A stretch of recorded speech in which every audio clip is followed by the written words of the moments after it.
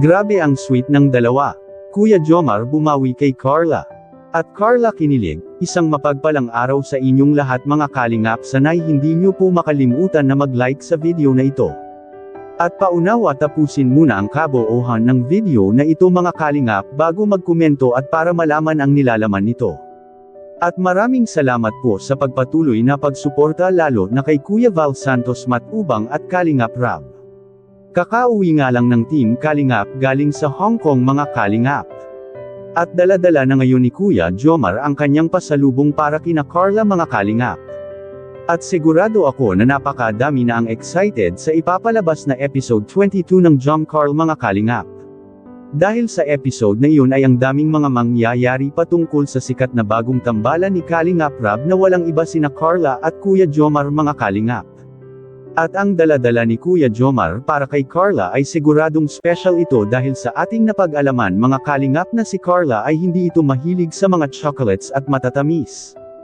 Kaya mag-expect na tayo na hindi chocolates ang regalo para kay Carla at siguradong mahalagang bagay ang ibibigay ni Kuya Jomar para kay Carla.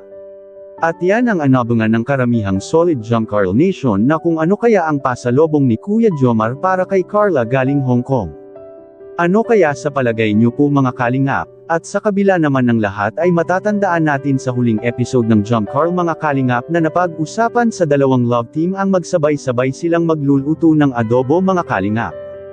At ito na nga ang gagawin nila ngayon at ang inaabangan ng karamihan na ang episode ng Jom Carl.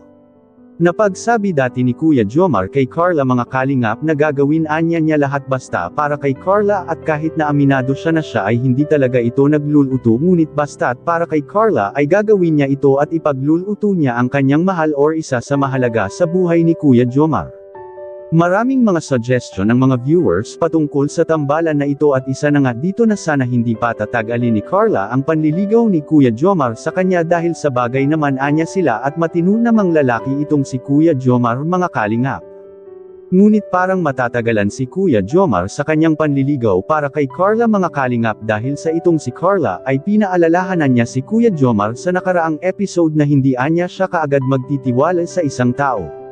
Ngunit kung matatagalan man ay ang isa rin sa hiling ng mga viewers na sanay gagawa na lang ng episode na ang mag-jowa challenge na lang at para madirama rin ng mga taga-subaybay kung paano maglambingan ang dalawang love team na ito, at Carla kinilig makikita po natin sa video. Ano may moment ka? Anong gusto mo, ikaw yung mag-prepare or mag-ano? Ikaw na yung mismo magluto? Kahit ano po, ikaw pong bahala. Sige. Mamaya, promise yan ha. Dahil mamaya, maging busy ka. Hindi mo na ako matulungan. Sige, tapusin mo na yan. Pwede ba ako ganito lang?